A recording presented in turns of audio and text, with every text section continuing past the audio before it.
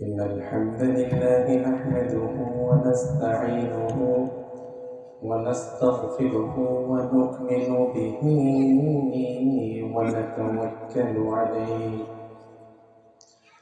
ونعوذ بالله من شرور أنفسنا ومن سيئات أعمالنا. من يهده الله فلا مضل له ومن يضلله فلا هادي له. ونشهد أن سيدنا وسندنا وطبيبنا وطبيب قلوبنا ومولانا وأولانا محمدا عبده ورسوله الذي أرسله الله تعالى بالحق بشيرا ونذيرا وداعيا إلى الله بإذنه وسراجا منيرا.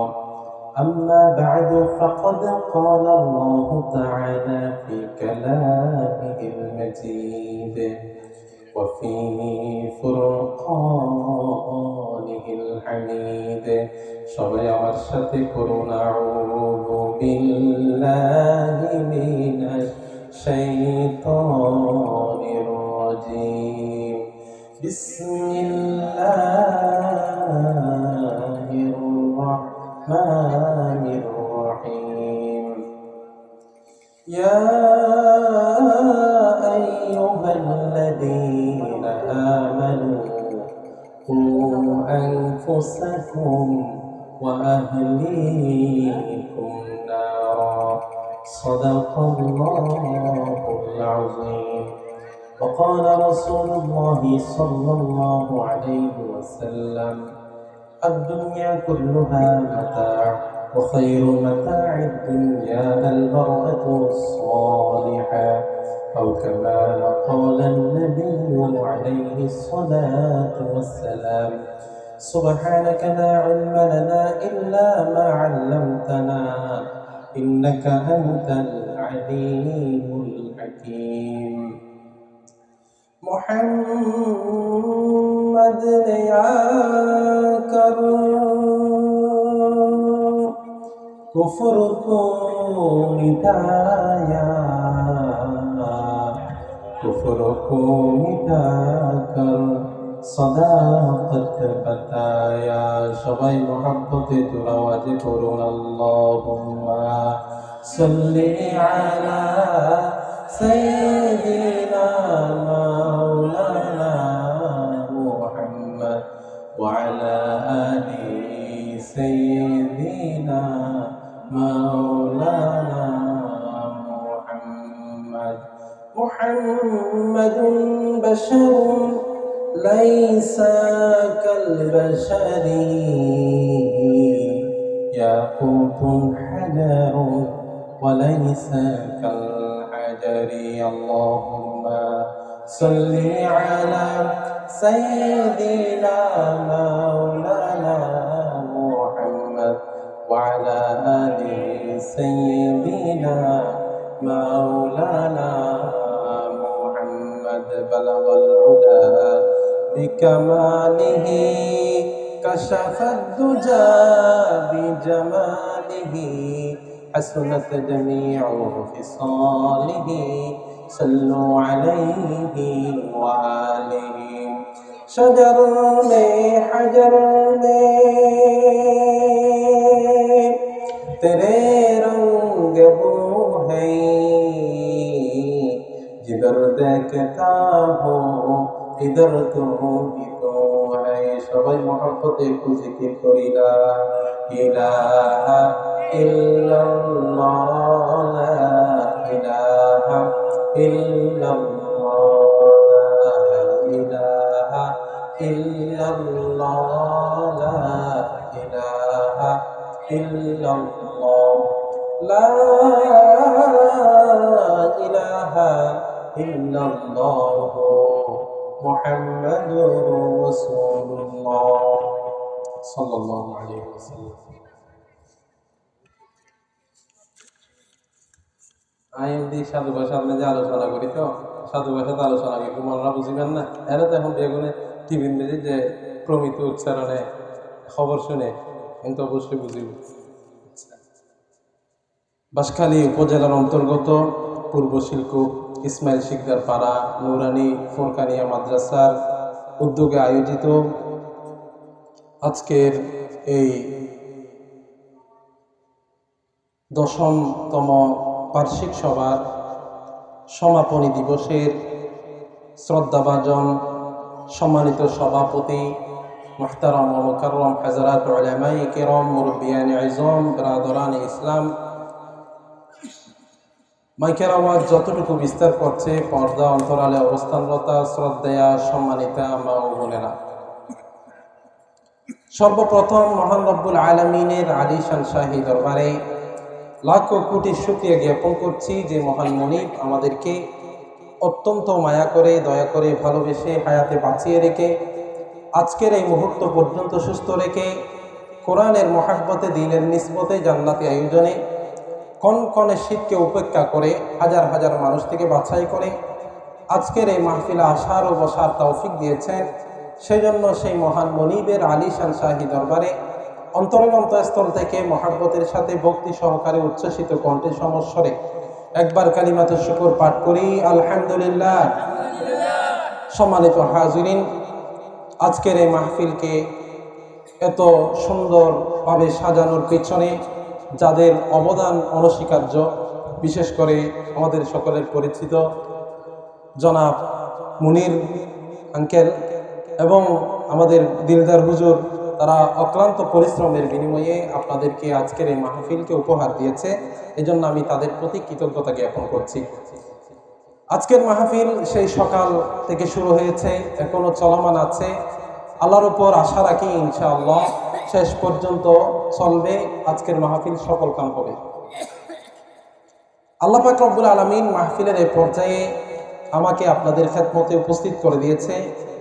আমিও সেই মহান মনিবের উপর ভরসা করে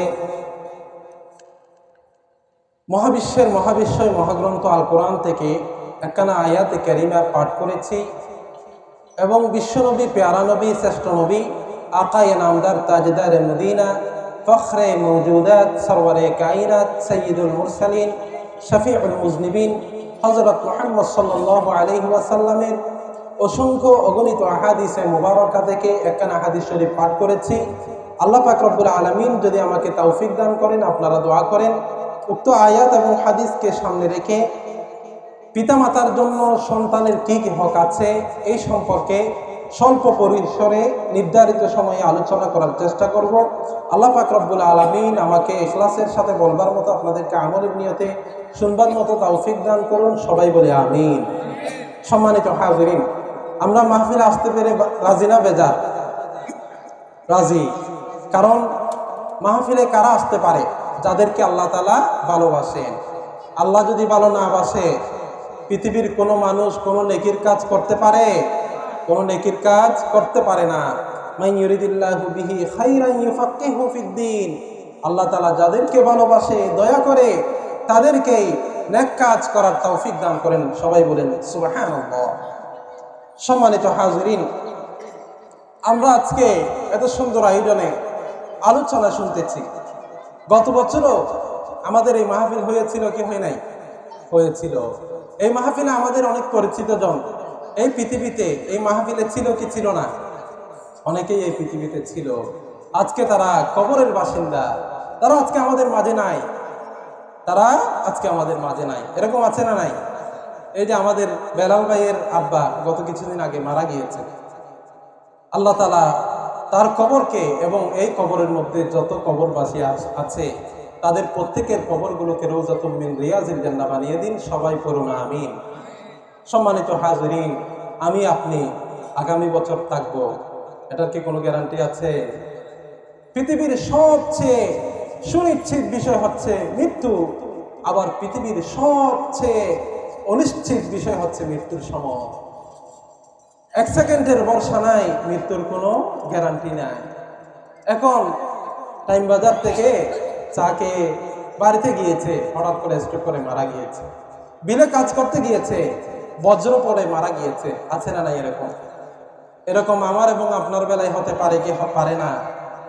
এই জন্য আমাদেরকে সেই অনন্তকালের জীবনের জন্য প্রস্তুতি গ্রহণ করার দরকার আছে না নাই? আমাদেরকে সেই অনন্তকালের প্রস্তুতি গ্রহণ করার দরকার আছে। এই দুনিয়ার চাকচিক্যময়তার পিছনে পড়ে, লালস্যময়তার পিছনে পড়ে এই ক্ষণস্থায়ী জীবনের জন্য আমরা মায়ায় আমরা আল্লাহ তাআলাকে ভুলে গিয়েছি। এই দুনিয়া ছেড়ে আমাদেরকে চলে যেতে হবে। সকাল থেকে সন্ধ্যা, সন্ধ্যা থেকে আবার সকাল, শুধু এই দুনিয়ার পিছনেই পড়ছি। এই পৃথিবীতে একটা ঘর করার জন্য নিজের পুরো জীবনটাকেই আমাদেরকে শেষ করে দিতে হচ্ছে। কিন্তু এই পৃথিবীতে আমি আপনি চিরস্থায়ী থাকতে পারবো না। পৃথিবীতে কেউ থাকতে পারে নাই। সেই পৃথিবীর সবচেয়ে বড় বড় ক্ষমতাধর মানুষ যারা ছিল, তাদের এক একটি কথায় এই পৃথিবীটা থরথর করে কেঁপেছিল। আজকে কি তারা এই পৃথিবীতে আছে? তারা এই পৃথিবীতে নাই, তাদেরকে চলে যেতে হয়েছে। কেউ নাই। নমরুদ, ফিরআউন, হামান, আবু জাহাল, আবু লাহাব সবাই চলে গিয়েছে। আবার পৃথিবীর ইতিহাসের যারা সর্বশ্রেষ্ঠ মানুষ ছিল, আম্বিয়ায়ে কেরাম, যাদেরকে আল্লাহ তাআলা পৃথিবীতে মানুষদের হেদায়েতের জন্য প্রেরণ করেছিলেন, তাদেরও মৃত্যু হয়েছে। আবার আজরাইল যে আমাদের জান কবজ করে, তারও মৃত্যু হবে। মৃত্যু থেকে কেউ বাঁচতে পারবে না। আল্লাহ তাআলা আমাদের প্রত্যেককে সে অনন্তকালের প্রস্তুতি গ্রহণ করার এবং সবাইকে সবার মৃত্যুটা যেন ভালো হয়, সবাই যেন মৃত্যুর বিছানায় শুয়ে জুমার দিনে রমাজানুল মুবারকে তাহাজ্জুদের নামাজে বিশ্বনবীর শিখানো বাক্য মধুর কালিমাটুকুন জপতে জপতে এই দুনিয়ার মায়া ত্যাগ করতে পারি। আল্লাহ তাআলা আমাদের সবাইকে কবুল করুন, সবাই পড়ুন আমিন। সম্মানিত হাজিরিন, আমি বেশি ভূমিকা না টেনে সরাসরি আমার বিষয়বস্তুর দিকে চলে যাচ্ছি, যদিও সময় সংক্ষিপ্ত। আমাকে মনির আঙ্কেল পিতামাতার হক সম্পর্কে আলোচনা করতে বলেছেন। পিতামাতার হক মানে সন্তানদের প্রতি পিতামাতার কর্তব্য, অর্থাৎ সন্তানরা পিতামাতার সাথে কেমন আচরণ করবে, পিতামাতা সন্তান থেকে কি কি হক পায়, এ সম্পর্কে আলোচনা করতে বলেছিল। এই সম্পর্কে আলোচনা কিন্তু আমাদের সমাজে অনেক বেশি হয়, প্রায় মাহফিলে এই সংক্রান্ত আলোচনা হয়। কিন্তু পিতামাতার হক যে সন্তানরা আদায় করবে, সন্তানদেরকে পিতামাতার হক আদায় করার মতো উপযোগী গড়ে তোলার জন্য আগে পিতামাতাকে সন্তানের হক আদায় করতে হবে। এই জন্য আমি আজকে সন্তানের হক সম্পর্কে আলোচনা করব। যদি আলোচনা শেষ করে যদি সময় থাকে, তাহলে পিতামাতার হক সম্পর্কেও একটু করে আপনাদেরকে আইডিয়া দিব ইনশাআল্লাহ।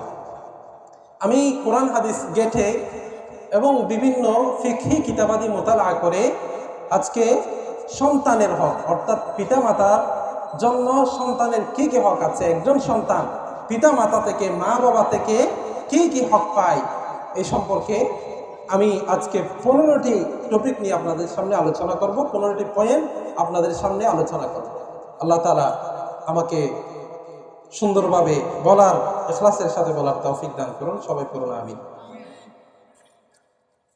সন্তান আল্লাহ তাআলার বড় নিয়ামত। আল্লাহ তাআলা এই পৃথিবীতে আমাদেরকে যত নিয়ামত দিয়েছেন, তন্মধ্যে অন্যতম একটি নিয়ামত হচ্ছে একজন নেককার সন্তান। সুবহানাল্লাহ। আল্লাহ তাআলা পবিত্র কোরআনে বলেন, আল মালু ওয়াল বানুনা যিনাতুল হায়াতিদ দুনিয়া যুয়্যিনা লিন-নাসি হুব্বুশ শাহাওয়াত মিনান নিসাই ওয়াল বানিনা ওয়াল কানাতির। আল্লাহ তাআলা এই পৃথিবীতে মানুষদের সৌন্দর্য যেগুলো রেখেছেন, তার মধ্যে একটা হচ্ছে নেককার সন্তান।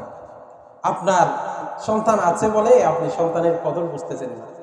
যার সন্তান নাই, কোটি কোটি টাকার মালিক, একটা সন্তানের জন্য কেঁদে মরিয়া হয়ে যাচ্ছে, সমস্ত ক্লিনিক হসপিটালে ঘুরেও একজন সন্তান পাচ্ছে না, সেই জানে সন্তানের কত কদর। এই সন্তান দেয়ার মালিককে আল্লাহ।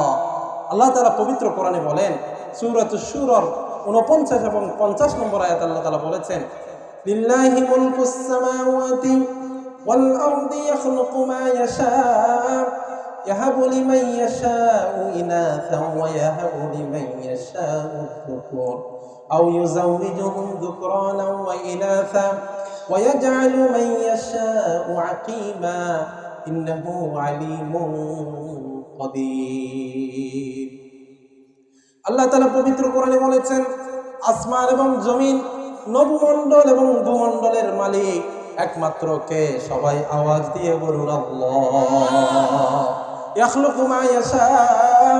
আল্লাহ তাআলা যা চায় তা কোন বলার সাথে সাথে সৃষ্টি করতে পারে। এই যে ক্ষমতা, কাদেরে কুদরতুদারি বরকামাল, আন্তা রব্বি আন্তা হাসবি জুল জালাল, মুহূর্তের ভিতর সব কিছুকে করে দিতে পারেন একজন, তিনি বলেন আল্লাহ। আল্লাহ চাইলে মুহূর্তের ভিতর ভূমিকম্প দিয়ে, একটা কম্পন দিয়ে এই পৃথিবীটাকে দুলার সাথে মিশিয়ে দিতে পারেন কি পারে না? গত সম্ভবত 1 মাস আগে ঢাকার জমিনে আমাদের এদিকে হয়েছিল সম্ভবত এক ভূমিকম্পের কারণে সমস্ত রাজা, বাদশাহ, প্রজা, মন্ত্রী, মিনিস্টার সবাই জমিনে নেমে গিয়েছেন। একমাত্র আল্লাহ আল্লাহ করতেছে। আল্লাহ তাআলা চাইলে ইয়াখলুকু মা ইয়াশা, তিনি যা চায় তা সৃষ্টি করতে পারে।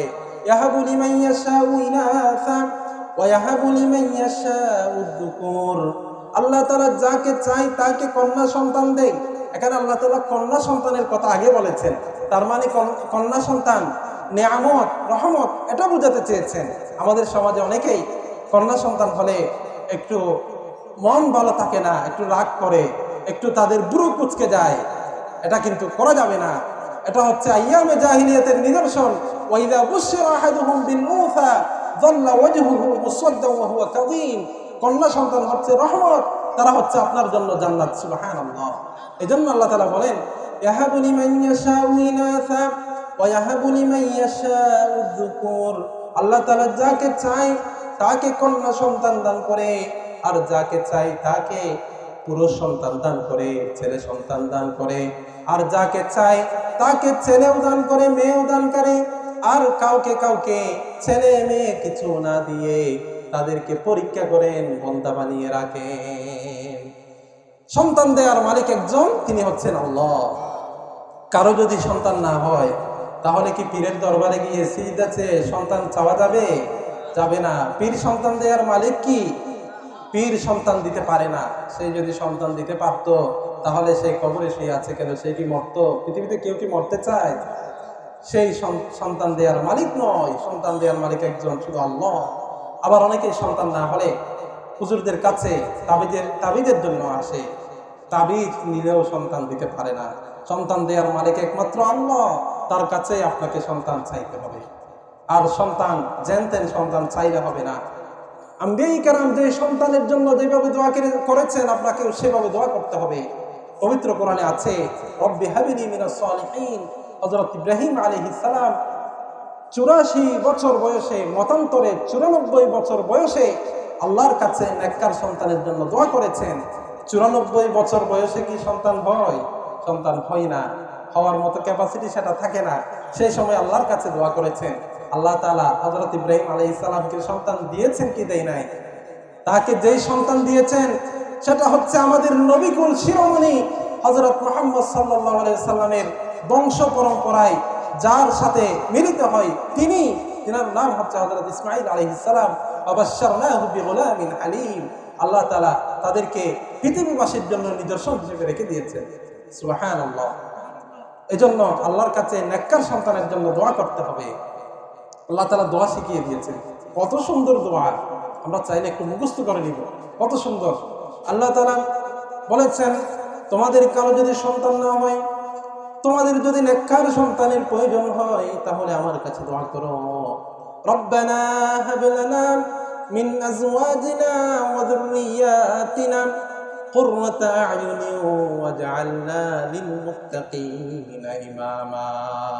হে আমাদের প্রভু, হাব লানা মিন আজওয়াজিনা ওয়া যুররিয়াতিনা, হে আল্লাহ আমাদেরকে এমন স্ত্রী দান করেন এবং এমন সন্তান সন্ততি দান করেন যাদের দিকে তাকাইলে চক্ষুটা শীতল হয়ে যায়, যাদের মাঝে কোনো অপূর্ণতা নাই, দুনিয়ার ক্ষেত্রেও যাদের মাঝে প্রাচুর্যতা আছে এবং পরকালীন ক্ষেত্রেও যারা নেককার। এমন সন্তান যদি পেতে চান তাহলে আল্লাহর কাছে এইভাবে চাওয়ার মতো যদি চান, তাহলে আল্লাহ তাআলা দিবেন কি দিবে না? দিবে। এজন্য আল্লাহর কাছে সেইভাবে চাইতে হবে। তাহলে আপনি যদি নেককার সন্তান পেতে চান তাহলে এমনি কি পাবেন? নেককার সন্তান পাওয়ার জন্য আপনাকে আপনার বাচ্চারা যদি আপনার কথা মতো চলুক, সেটা যদি আপনি চান, তাহলে আপনাকে আগে আপনার সন্তানদের অধিকারগুলোকে আদায় করতে হবে।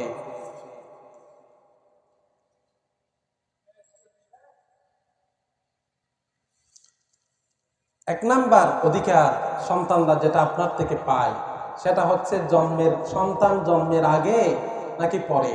সেটা হচ্ছে সবচেয়ে মজার বিষয় হচ্ছে সেটা সন্তান জন্মের আগে, আপনি বিবাহ করার আগে। সেটা হচ্ছে এক নাম্বার সন্তানের অধিকার, সন্তানের হক। সেই হকটা কি?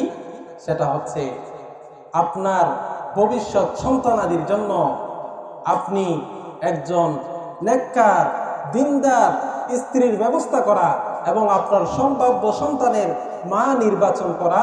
এটা হচ্ছে সর্বপ্রথম আপনার সন্তান আপনার থেকে পায়। এই জন্য বিবাহ শাদী করার ক্ষেত্রে শুধু সৌন্দর্য দেখে, লাল চামড়া দেখে বিয়ে করলে হবে না। এক নাম্বার বিয়ে শাদীর ক্ষেত্রে আপনাকে দেখতে হবে এটা শুধু আমার ক্ষণস্থায়ী খাহেসাত পূরণের কোনো যোগ্যপূর্ণ নয়, এটা হচ্ছে আমার আগত, আমার যারা বংশধর আছে, আমার সন্তান আছে, তাদের মা। এই জন্য কোনো জমিন যদি ভালো হয় তাহলে বীজ ভালো হয় কি হয় না? বীজ ভালো হলে সেখান থেকে ভালো গাছ জন্মায়, গাছ ভালো হলে ভালো ফল জন্মায়। আপনার যদি স্ত্রী ভালো হয়, সেই স্ত্রী থেকে যে সন্তান হবে সেটাও ভালো হবে। এই জন্য আল্লাহর হাবিব সাল্লাল্লাহু আলাইহি সাল্লাম বলেছেন, তুনকাহুল মারওয়াতু লিআরবাইন লিমালিহা ওয়া লিজামালিহা ওয়া লিহাসাবিহা ওয়া লিদীনিহা ফাসবার বিযাতিদ্দীন। বিশ্বনবী বলেন, আরবের লোকেরা চারটা জিনিস দেখে, চারটা বৈশিষ্ট্য দেখে, চারটা কোয়ালিটি দেখে নারীদেরকে বিয়ে করত। এক নাম্বার হচ্ছে লিমালিহা, নারীদের ধনসম্পদ দেখে নারীদেরকে বিয়ে করত। দুই নাম্বার ওয়ালি জামালিহা, নারীদের সৌন্দর্য দেখে বিয়ে করত। ওয়ালি হাসাবিহা, নারীদের বংশ দেখে বিয়ে করত। ওয়ালি দীনিহা, দিনদারি দেখে বিয়ে করত। ফাসফার বিযাতিদ্দীন। রাসূল করিম সাল্লাল্লাহু আলাইহি ওয়াসাল্লাম বলেছেন, যে চার কোয়ালিটি দেখে মানুষেরা বিয়ে করে, তন্মধ্যে তোমরা শেষ যে কোয়ালিটি দিনদারিকে তোমরা প্রাধান্য দিয়ে দাও, তারিবাত ইয়াদাকা, যদি দিনদারিকে প্রাধান্য না দাও তাহলে তোমাদের দুই হাত দুই দূষিত। আপনি বিয়ে করেছেন, যদি শুধু সৌন্দর্য দেখে যদি বিয়ে করেন, সৌন্দর্য দেখে বিয়ে করার কারণে আপনার স্ত্রীটা যদি দিনদার না হয়, আপনার স্ত্রীটা যদি আল্লাহওয়ালা না হয়, নেক আমলকারী না হয়, তাহলে আপনার ঘরটা একেবারে জাহান্নাম হয়ে যাবে। আর যদি আপনি বিয়ে করেছেন, সেটা সুন্দর না হলেও সেটা কিন্তু দিনদার, সেই আপনার কথা মতো চলে, সেই নিজের সন্তানকে গর্ব নিয়ে কোরআনে কারীমের তিলাওয়াত করে নেক আমলগুলো করে, হিন্দি সিনেমা দেখে না, কোনো ধরনের অহেতুক কার্যকলাপ গীবত শিকায়েতের মধ্যে লিপ্ত হয় না, আল্লাহর জিকির করে, তাহলে আপনার সন্তান, আপনার স্ত্রী থেকে যে সন্তান হবে সেটা আগামীর আব্দুল কাদের জিলানী হয়ে যাবে। সুবহানাল্লাহ।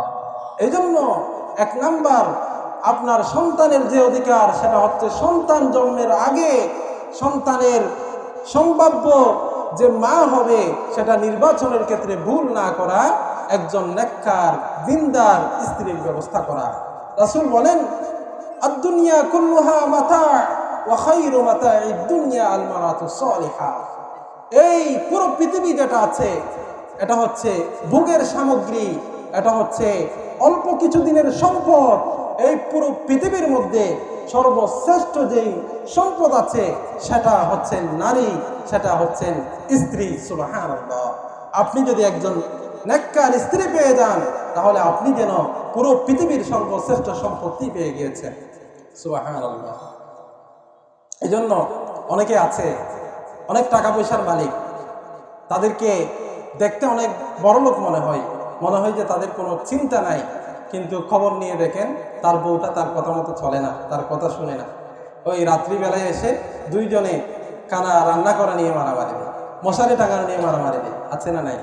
এই জন্য আপনার আমার যদি নেককার স্ত্রী যদি আমরা পেয়ে থাকি তাহলে আল্লাহর কাছে শুকরিয়া আদায় করা দরকার। এই জন্য মেয়ে দেখতে যাওয়ার আগে তার দিনদারিকে প্রাধান্য দিতে হবে। শুধু সৌন্দর্য দেখলে, টাকা পয়সা দেখলে হবে না। হ্যাঁ, সৌন্দর্য দেখে বিয়ে করার কথাও হাদিসে আছে। কারণ আপনি যদি সৌন্দর্য দেখে বিয়ে না করেন, তাহলে পরনারীর প্রতি আপনার দৃষ্টিপাত যাওয়ার আশঙ্কা আছে না নাই? জন্য সেটাও দেখতে হবে, সাথে সাথে দিনদারিও দেখতে হবে। এটা হচ্ছে 1 নম্বরের হক, যেটা সন্তানরা আপনাদের থেকে পায়, মাতা পিতার থেকে পায়, সেটা হচ্ছে সন্তান জন্ম নেওয়ার আগে। 2 নম্বর যেটা সন্তানের হক, যেটা আপনাদের থেকে পায়, সেটা হচ্ছে সন্তান জন্ম নেওয়ার পরে। সেই হকটা কি? সেই হকটা হচ্ছে সন্তান হওয়ার সাথে সাথে সন্তানের ফটো মোবাইলে তুলে সাথে সাথে ফেসবুকে আপলোড দেওয়া, ঠিক না? এটা হতে পারে না। আমাদের সমাজে অনেকে আছে, ছেলে হয়েছে, খুশি হয়ে সে সাথে সাথে, এখনো সন্তানটাকে ভালো করে দুই নাই, ছবি তুলে ফেসবুকে আপলোড দিয়ে দিচ্ছে। আমার ভাই হয়েছে, আমার ছেলে হয়েছে, আমি চাচু হলাম, আমি মামা হলাম। এটা কিন্তু উচিত নয়। এই কারণে কিন্তু আপনার যে সন্তান নাতি আছে, আপনার ভাই আছে, সেটার উপর কুনজর করার আশঙ্কা আছে না নাই? কুনজর পড়বে। এই জন্য এগুলো করা যাবে না। সন্তান জন্ম নেওয়ার পর যেটা প্রথম হক, সেটা হচ্ছে সন্তানের কানের মধ্যে আজান দেয়া, সন্তানের কানের মধ্যে ইমানের ডোজ ঢুকিয়ে দেওয়া, ইমানের ভ্যাকসিন তার কানের মধ্যে ঢুকিয়ে দেওয়া, সেটা হচ্ছে সন্তানের কানে আজান দেয়া। হাদিস শরীফে আছে, রাআইতু রাসূলুল্লাহি সাল্লাল্লাহু আলাইহি ওয়াসাল্লাম আযানা ফি উযুনিল হাসান ইবনে আলী হিনা ওয়ালাদাতহু উম্মুহু বিসসালাহ। হযরত উবাইদুল্লাহ ইবনে আবি রাফি' রাদিয়াল্লাহু তাআলা আনহু বলেন, আমি রাসূল করিম সাল্লাল্লাহু আলাইহি ওয়াসাল্লামকে দেখেছি যখন রাসূল করিম সাল্লাল্লাহু আলাইহি ওয়াসাল্লামের নাতি হযরত হাসান ইবনে আলী জন্মগ্রহণ করেছে। আল্লাহর রাসূল সাল্লাল্লাহু আলাইহি ওয়াসাল্লাম তার কানের মধ্যে নামাজের আজানের মতো অবিকল আজান দিয়েছে। এই জন্য সন্তান হওয়ার সাথে সাথে তার কানের মধ্যে আজান দিতে হবে। ওয়ালা তাজিদান্না আসাদ্দান নাসি আদাওয়াতান লিল্লাযিনা আমানুল ইয়াহুদ ওয়ান নাসারা। আমাদের জন্য মুসলমানদের চির শত্রু, সবচেয়ে বড় শত্রু যারা আছে তারা হচ্ছেন ইহুদ এবং নাসারা।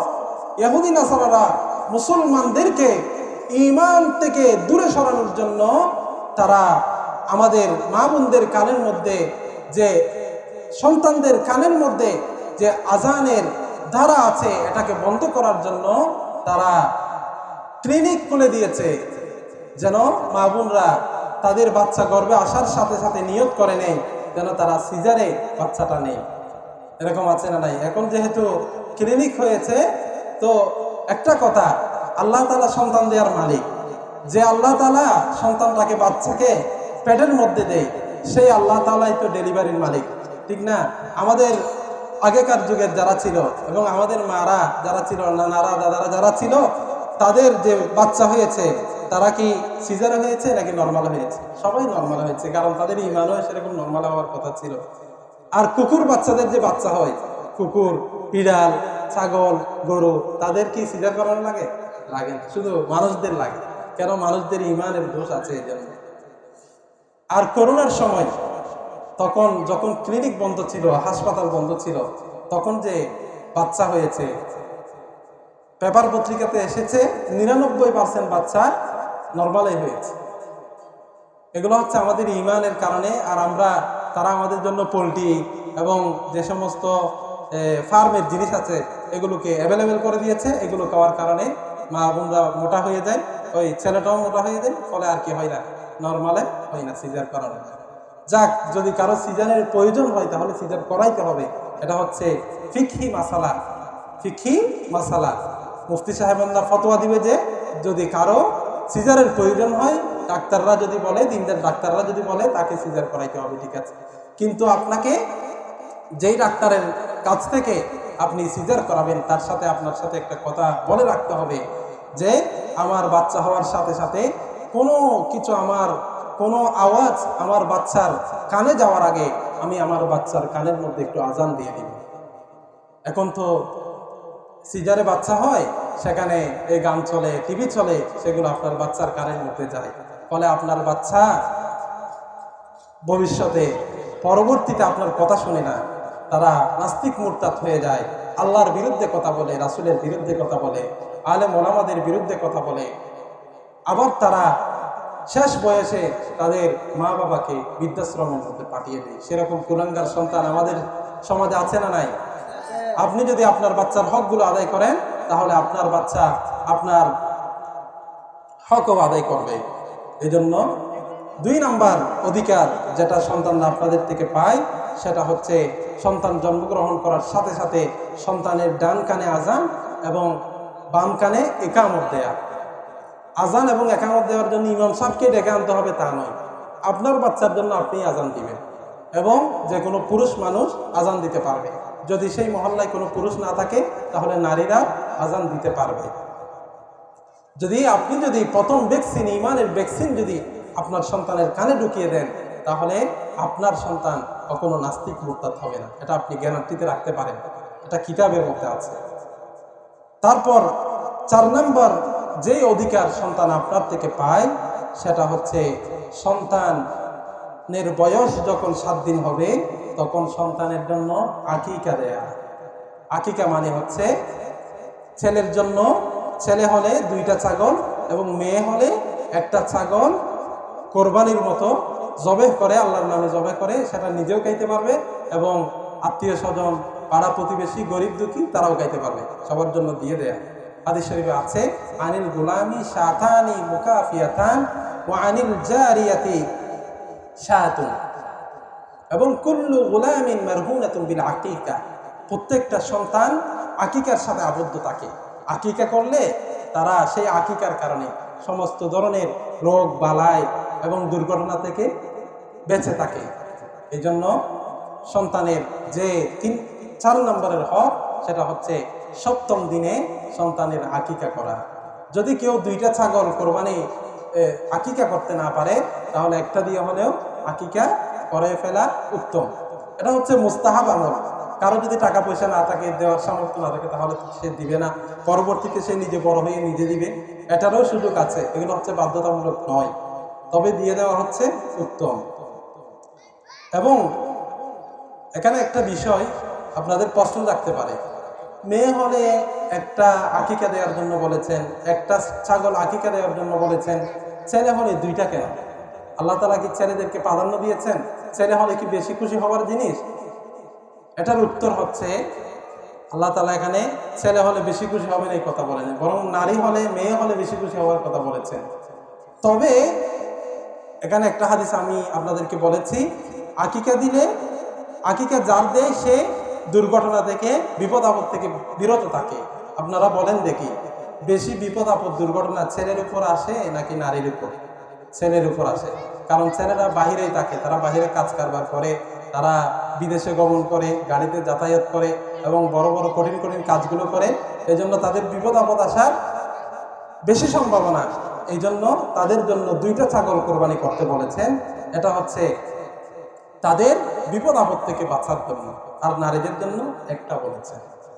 তারপর 5 নম্বর সন্তানের যে অধিকার আপনার থেকে সন্তান পায়, সেটা হচ্ছে সন্তানের জন্য একটা সুন্দর নাম রাখা, সুন্দর ইসলামিক নাম রাখা। এখন তো আমাদের সমাজে নাম রাখে পিন্টু, মিন্টু, সিন্টু, তারপর আরো কি কি আছে, আকাশ, বাতাস, পাতাল, ইতি, রীতি, নীতি ইত্যাদি নামগুলো রাখে। এগুলো কিন্তু রাখা যাবে না। মুসলমানদের নাম এরকম হবে না। রাসূল করিম নামের একটা প্রভাব আছে। রাসূল করিম সাল্লাল্লাহু আলাইহি সাল্লাম কানা ইউগাইয়িরুল ইসমাল কবীহ, রাসূল করিম সাল্লাল্লাহু আলাইহি সাল্লাম খারাপ নামগুলোকে পরিবর্তন করে দিতেন। আবার অনেকেই নাম রাখে, কোরআনের মধ্যে আছে বলে সে নাম রেখে দিয়েছে তোকাজ্জিবান। তোকাজ্জিবান কোরআনের মধ্যে আছে এই বলে সে তোকাজ্জিবান নিজের ছেলের নাম রেখে দিয়েছে বা মেয়ের নাম রেখে দিয়েছে। তোকাজ্জিবানের অর্থটা কি সেটা সে দেখে নাই। আমি একটা ছেলেকে পড়াতাম, তার নাম বলে সাদিদুল ইকব, নাম আরেকটা আরজি, কিন্তু মূল নাম যেটা জন্ম সনদে আছে সেটা হচ্ছে সাদিদুল ইকব। আমি শুনে অবাক হয়ে গেছি। আমি তার মাকে কল দিয়ে ওই নামটা পরিবর্তন করে দিয়েছি। সাদিদুল ইকব কোরআনের মধ্যে আছে, এই জন্য বলে তার দাদা নাতির নাম সাদিদুল ইকব রেখে দিয়েছে। অথচ সাদিদুল ইকব মানে কি সেটা জানে না। সাদিদুল ইকব মানে হচ্ছে কঠিন শাস্তি, যেটা জাহান্নামের মধ্যে জাহান্নামীদেরকে দিবে। এরকম নাম রাখলে হবে না। একজন বুঝে যে আলেমের কাছ থেকে নামটা সিলেক্ট করে দিতে হবে। আবার এখন তো বর্তমান আধুনিক যুগে মডার্ন নাম খুঁজে, মডার্ন নাম কিসের, আবার মডার্ন নাম খুঁজতে গিয়ে ইংলিশের মধ্যে নাম রাখি, বিভিন্ন ধরনের নাম যে এত কঠিন হয়ে যায় সেটা উচ্চারণও করা যায়। এজন্য নাম রাখতে হবে রাসূল করিম সাল্লাল্লাহু আলাইহি ওয়াসাল্লাম যেই নাম বলেছেন সেই নামগুলো আমরা রাখবো। আল্লাহ রাসূল সাল্লাল্লাহু আলাইহি ওয়াসাল্লাম বলেন, আহাব্বুল আসমাই ইলাল্লাহি আব্দুল্লাহ আব্দুর রহমান। রাসূল করিম সাল্লাল্লাহু আলাইহি ওয়াসাল্লাম বলেছেন, আল্লাহর কাছে সবচেয়ে প্রিয় নাম হচ্ছে আব্দুল্লাহ এবং আব্দুর রহমান। তারপর হচ্ছে ওই সমস্ত নাম, যে সমস্ত নামগুলোর সাথে আল্লাহর নামের আগে আব্দুল যুগ আছে, আব্দুল বাসিত, আব্দুল খালিক, আব্দুল কাইয়ুম, আব্দুল মাহবুদ, আব্দুল খালিক, আব্দুর রাজ্জাক, আব্দুল ফাত্তাহ, আব্দুর রাজ্জাক, এই সমস্ত নামগুলো আল্লাহর কাছে প্রিয়। তারপর ওই সমস্ত নাম যেগুলো নবীদের নামের সাথে মিল আছে, সাহাবায়ে কেরামদের নামের সাথে মিল আছে, আইয়ুব, ইউসুফ, ইসমাইল এবং ইউনুস, ইয়াহইয়া, যে সমস্ত নামগুলো সাহাবায়ে কেরামের নামের সাথে মিল আছে, হযরত আবু বকর, ওমর, ওসমান, আলী, উবাইদুল্লাহ এবং আব্দুর রহমান ইবনে আউফ, যায়েদ, তালহা, এই সমস্ত নামগুলো আল্লাহর কাছে বেশি প্রিয়। ছেলেদের সন্তানদের সুন্দর নাম কেন রাখতে হবে? রাসূল করিম সাল্লাল্লাহু আলাইহি ওয়াসাল্লাম বলেছেন, ইন্নাকুম তুদআউনা ইয়াওমাল কিয়ামাতি বিআসমাইকুম ওয়া আসমাই আবাইকুম ফাহাসসিনু আসমাআকুম। কিয়ামতের ময়দানে আল্লাহ তাআলা যখন মানুষদেরকে হিসাব করার জন্য ডাকবে, তখন নাম ধরে ডাকবে, নাম বলবে, হে আব্দুল্লাহ ইবনে আব্দুর রহমান, হে অমুকের ছেলে অমুক, তুমি আসো। এইভাবে আল্লাহ তাআলা নিজের ছেলের, নিজের এবং নিজের বাবার নাম ধরে ডাকবে কিয়ামতের ময়দানে। সেই দিন যদি আপনার নামটা যদি ভালো হয়ে যায়, ভালোদের নামের সাথে যদি আপনার নামটা মিলে যায়, তাহলে তাদের উসিলায় আল্লাহ তাআলা আপনাকে নাজাতের উসিলা করে দিতে পারে, আপনার জন্য জান্নাতের ফয়সালা করে দিতে পারে। এক কিতাবের মধ্যে আছে, কোন বান্দা যদি নিজের নাম মুহাম্মদ রাখে, তাহলে কিয়ামতের ময়দানে আল্লাহ তাআলা যখন আমাদের নবী, পেয়ারা নবী, বিশ্ব নবী, শ্রেষ্ঠ নবী, শফিউল মুজনিবিন হযরত মুহাম্মদ সাল্লাল্লাহু আলাইহি সাল্লামকে যখন আল্লাহ তাআলা মুহাম্মদ বলে ডাকবে, তখন সকল মুহাম্মদ গুলো ডেকে দাঁড়াই যাবে। এভাবে দাঁড়াই যাওয়ার কারণে আল্লাহ তাআলা তাদের প্রত্যেককে জাহান্নাম থেকে নাজাত দিয়ে দিবে। এই জন্য ছেলে সন্তানদের নাম সুন্দর, ইসলামিক অর্থবহ রাখতে হবে। আল্লাহ তাআলা আমাদেরকে তৌফিক দান করুন। যদি কারো নাম যদি বেশি অর্থটা যদি বেশি কুৎসিত হয়, তাহলে সে যদি জন্ম নিবন্ধন করেও ফেলে, সে যদি আইডি কার্ড করেও ফেলে, তাহলে তার নামটা পরিবর্তন করে দেওয়া দরকার। এই যে আমাদের চট্টগ্রামের মধ্যে একজন বক্তা আছে, প্রসিদ্ধ বক্তা, আপনারা সবাই চিনেন, আব্দুল্লাহ আল মারুফ, চিনেন না সবাই? আব্দুল্লাহ আল মারুফ সাহেব এখানে সব জায়গায় চট্টগ্রামের পাশে অনেক সুন্দর বয়ান করে। ওনার নাম আগে ছিল যে শাহজাহান। শাহজাহান নাম রাখা যায়, কিন্তু শাহজাহান আগে নাম ছিল। ওনাকে ছাত্র জমানায় সবাই শাহজাহান বোদ্ধা বলে ডাকতো বা শাহজাহান ভাই বলে ডাকতো, কিন্তু তার নামটা একজন হুজুর তিনি আব্দুল্লাহ আল মারুফ বলে রেখে দিয়েছেন। আব্দুল্লাহ মানে হচ্ছে আল্লাহর বান্দা। এখন বলছিলাম যে আব্দুল্লাহ সবচেয়ে শ্রেষ্ঠ নাম, আবার আল মারুফ মানে হচ্ছে প্রসিদ্ধ। আল্লাহ তাআলা সেই নামের উসিলায় আমার মনে হয় তাকে প্রসিদ্ধ বানিয়ে দিয়েছে। তার নাম ছিল যে শাহজাহান। শাহজাহান মানে হচ্ছে দুনিয়ার বাদশা। দুনিয়ার বাদশা কে? আল্লাহ তাআলা। আল্লাহ তাআলাই দুনিয়ার বাদশা হতে পারে, কারণ আজকের রাজা কালকের ফকির হয়ে যেতে পারে কি পারে না, কিন্তু আমার আল্লাহ তাআলা সেই অনাদি অনন্তকাল থেকে নিয়ে আবার অনন্তকাল পর্যন্ত একজন বাদশা থাকবে, রাজা থাকবে, তিনি হচ্ছেন রাজাদিরাজ আল্লাহ। এজন্য নামগুলোকে একটু ভালো করে ছেলে সন্তানদের নাম এবং মেয়েদের নাম আমরা ইসলামিক নামগুলো রাখার চেষ্টা করব। আর মেয়েদের নামের ক্ষেত্রে অনেকে বৃষ্টি, ইতি, নীতি ইত্যাদি এগুলো রাখে ওই আনকমন হওয়ার জন্য, এগুলো কিন্তু রাখা যাবে না। ইসলামিক নামগুলো আমরা রাখার চেষ্টা করব। তারপর 6 নম্বর অধিকার যেটা সন্তান আপনার থেকে পায়, সেটা হচ্ছে সন্তানের খতনা করা। সন্তানের খতনা করা, মুসলমানি করা। সেটা যদি ডাক্তাররা যদি বলে ছোটবেলায় করে ফেলার জন্য কোনো অসুবিধা না হয়, তাহলে 7 দিনও করে দিতে পারবে, অথবা একটু বড় হলেও করতে পারবে, তবে 10 বছর 11 বছরের আগে করে ফেলা ভালো। এবং এই খতনা করে যে অনুষ্ঠান ইত্যাদি করে এগুলো কিন্তু কোরআন হাদিসে নাই। আমরা কি করি, কোরআন হাদিসে যা আছে তা পালন করি না, আবার যা নাই তা কিন্তু সামাজিক রীতিনীতি অনুযায়ী করে মানুষদের উপর জরুর করি। এই যে সন্তান খতনা করেছে এই জন্য নানার বাড়ি থেকে এটা আনতে হবে, ওইটা আনতে হবে, আবার নিজেকেও বড় একটা পিকনিক করতে হবে, ছেলেটাকে মাইক নিয়ে চারিদিকে ঘুরাইতে হবে, এগুলো কিন্তু ইসলামে। আকিকা করার কথা কিন্তু ইসলামে আছে, কিন্তু আমাদের সমাজে আকিকা করে না। কি আজীব অবস্থা! এই যে বিয়ের সময় যৌতুক নেওয়া, এগুলো কিন্তু নাই আমাদের সমাজে, কিন্তু এগুলো হয়ে গেছে। তারপর বৈরাত, বৈরাত মানে হচ্ছে বরযাত্রী আর কি, ওই যে মেয়ের ঘরে গিয়ে খাওয়া, এগুলো কিন্তু ইসলামে নেই। এগুলো মানে রীতিনীতি হয়ে গেছে, কিন্তু ইসলামে যা বলা হয়েছে সেগুলো কিন্তু আমরা পালন করি না। এগুলো আমাদেরকে পরিবর্তন আনা দরকার। আপনারা যদি পরিবর্তন না আনেন তাহলে পরবর্তী যারা আছে তাদের উপর কষ্ট হয়ে যাবে। আমাদের চট্টগ্রাম মতো এমন অবস্থা, সে ভাত খাইতে পারে না, কিন্তু ওই ফকিরের মতো টাকা তুলে তুলে হলেও বরযাত্রী এগুলো খাওয়ায়, মানে শোষা করে একটু। নিজের নাই তেনা মিলারি বার্তা না, এগুলো করার কোনো লাভ আছে? এগুলো করার কোনো লাভ নেই। ইসলাম যা বলেছে তা আমাকে সমাজের মানুষ যাই বলুক না কেন, আমি ইসলাম মতো চলবো, এরকম আমরা রাজি আছি না নেই? হুজুর এসে গিয়েছেন, আমি 7 নাম্বার সন্তানের যে অধিকার, যেই অধিকার আপনার থেকে সন্তান পায়, সেটা হচ্ছে সন্তানকে কোরআন এবং দ্বীন শিক্ষা দেয়া। সন্তানকে দ্বীন ইসলামের শিক্ষা দিতে হবে, কোরআনের শিক্ষা দিতে হবে। আপনি যদি আপনার সন্তানকে যদি দ্বীনের শিক্ষা না দেন তাহলে কি হবে জানেন? আপনার সন্তান যদি আপনার জানাজার নামাজে যদি জানাজার দোয়াটা না পারে, আপনার চেয়ে দুর্ভাগ্য পিতা, আপনার চেয়ে হতভাগা পিতা এই পৃথিবীতে আর কেউ হতে পারে না। এই জন্য আপনার সন্তানকে দ্বীনি শিক্ষা দিতে হবে। ইসলামের মৌলিক নলেজগুলো আপনার সন্তানের মাথায় ঢুকিয়ে দিতে হবে। নামাজ, রোজা, হজ, যাকাত এগুলো কিভাবে করে, উযু কিভাবে করে, এবং জানাজার নামাজের দোয়া ইত্যাদি এগুলো শিখিয়ে দেওয়া, এটা হচ্ছে আপনার নৈতিক দায়িত্ব, আপনাকে আদায় করতে হবে। আপনি যদি আপনার সন্তানকে পৃথিবীর যত শিক্ষা আছে, ডাক্তার, ইঞ্জিনিয়ার, ম্যাজিস্ট্রেট, উকিল, ব্যারিস্টার যা যা আছে সব পড়িয়েছেন, আর যদি কোরআনের শিক্ষা না দেন তাহলে আপনি মরার পর এগুলোর কোনো কাজে আসবে না। আপনার সন্তান যদি আপনার কবরে দাঁড়িয়ে দুনিয়াতে যত ইংলিশ শিক্ষা শিখেছে সবগুলো যদি পরে আপনার জন্য দোয়া করে, তাহলে আপনার কি কোনো লাভ হবে? আর যদি আপনার সন্তানকে যদি আপনি দ্বীনি শিক্ষা দেন, আপনার কবরের পারে দাঁড়িয়ে যদি একবার সূরা ফাতিহা পড়ে, সূরা ফাতিহা পড়ার সাথে সাথে আল্লাহ তাআলা আপনার কবর থেকে আযাবকে দূর করে দিবেন। সবাই বলেন সুবহানাল্লাহ। এই জন্য সন্তানকে কোরআন শিক্ষা দিতে হবে। আর যদি সন্তানকে কোরআন শিক্ষা দেন, দ্বীন শিক্ষা দেন, আপনার সন্তানকে যদি হাফিজুল কোরআন বানান, আল্লাহু আকবার, আপনার চেয়ে সৌভাগ্যবান পিতা এই পৃথিবীতে আর কেউ হতে পারে না। এটা কেউ না বুঝতে না বুঝুক, কিন্তু আপনি হচ্ছে সৌভাগ্যবান পিতা, কারণ আপনার জন্য কত বড় আল্লাহ তাআলা কত বড় পুরস্কারের কথা বলেছেন।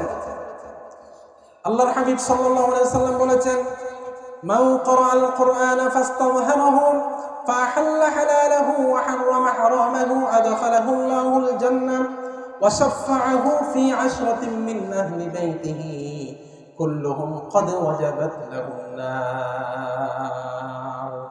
আল্লাহ তাআলা বলেন, আল্লাহর হাবিব সাল্লাল্লাহু আলাইহি ওয়াসাল্লাম বলেছেন, আমার উম্মতের যে নরনারী নিজে কোরআন শরীফকে পড়ে, কোরআন শরীফকে মুখস্থ করে, এবং কোরআনে কারীমের মধ্যে যে সমস্ত মামুরাত এবং মুনহিয়াতগুলো আছে, কোরআনে কারীমের মধ্যে যে সমস্ত আদেশ নিষেধ আছে এগুলোর মতো চলে, এবং সে কোরআনে কারীমকে মুখস্থ করে, তাহলে সেই কারণে আল্লাহ তাআলা তাকে জান্নাতের মধ্যে প্রবেশ করাবেন। ওয়াশাফাআহু ফি 'আশরাতিন মিন আহলি বাইতিহি কুল্লুহুম ক্বাদ ওয়াজাবাত লাহুন নার। আল্লাহ তাআলা কাল কিয়ামতের ময়দানে তাকে এমন ক্যাপাসিটি দান করবে, সে তার পাড়া প্রতিবেশীর মধ্যে, নিজের আত্মীয় স্বজনদের মধ্যে 10 জন জাহান্নামী মানুষকে জাহান্নাম থেকে মুক্ত করে জান্নাতে ঢুকিয়ে দেওয়ার সুপারিশ করতে পারবে। সুবহানাল্লাহ।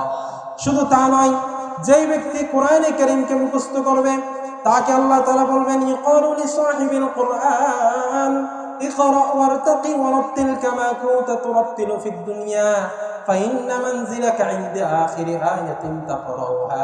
কাল কিয়ামতের ময়দানে হাফেজে কোরআনকে জান্নাতের মধ্যে আল্লাহ তাআলা বলবেন, ওগো আমার হাফেজে কোরআনরা, তোমরা আমার আয়াতগুলোকে পাঠ করতে শুরু করো, হাফেজরা আলিফ লাম মিম আলহামদুলিল্লাহি রাব্বিল আলামিন থেকে তিলাওয়াত করা শুরু করবে।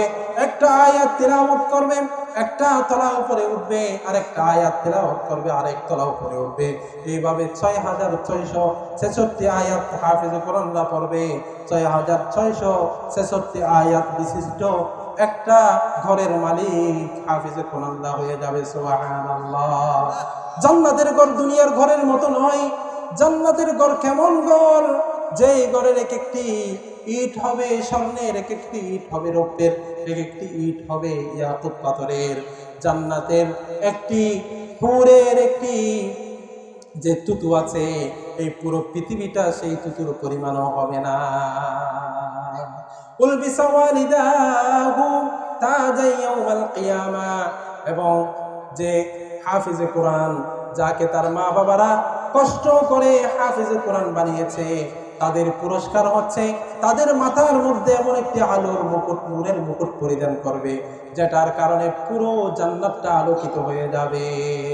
जिस शख्स ने कुरान को सीने में बसाया, जिस शख्स ने कुरान को सीने में बसाया, फिरदौस मुअल्ला में मकान अपना बनाया। जिस शख्स की औलाद हुए हाफिज कुरान, महशर में मिलेगा उसे एक ताज दुरख्शा। 10 अहल जहन्नम की सिफारिश वो करेगा, फिरदौस में लेकर वो उन्हें साथ चलेगा। এজন্য নিজের ছেলে সন্তানদের 7 নম্বর যে অধিকার, সেটা হচ্ছে নিজের ছেলে সন্তানদের জন্য কোরআন এবং দ্বীনে শিক্ষার ব্যবস্থা করা। আজকে আমাদের সমাজে কেজি স্কুলে পড়ার জন্য এবং ইংলিশ শিক্ষায় শিক্ষিত করার জন্য ছেলের পেছনে অনেক অনেক টাকা খরচ করে।